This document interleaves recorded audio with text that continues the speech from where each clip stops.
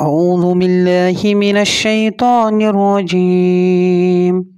يا أيها الذين آمنوا إذا تداينتم بدين إلى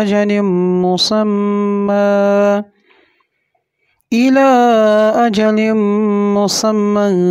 فاكتبوه، وليكتب بينكم كاتب بالعدل، ولا يأب كاتب أن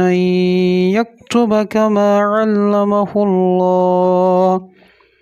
فليكتب وليملل الذي عليه الحق وليتق الله ربه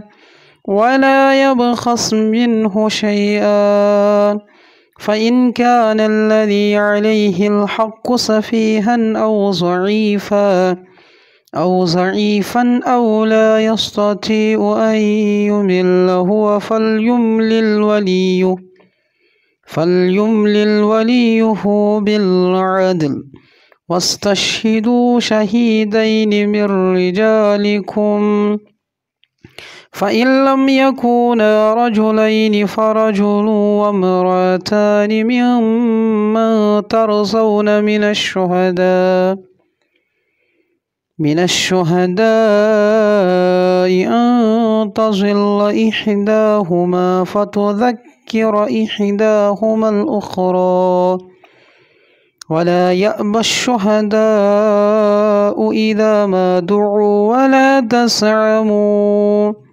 ولا تساموا أن تكتبوه صغيرا أو كبيرا إلى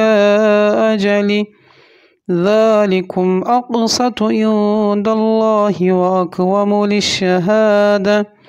للشهادة وأدنى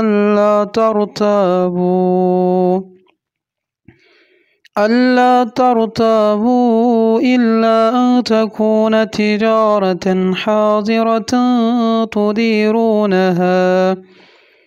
تديرونها بينكم، فليس عليكم جناح ألا تكتبوها، وأشهدوا إذا تبايعتم، ولا يضار كاتب ولا شهيد، وإن تفعلوا فإنه فسوق بكم، واتقوا الله ويعلمكم الله والله بكل شيء عليم.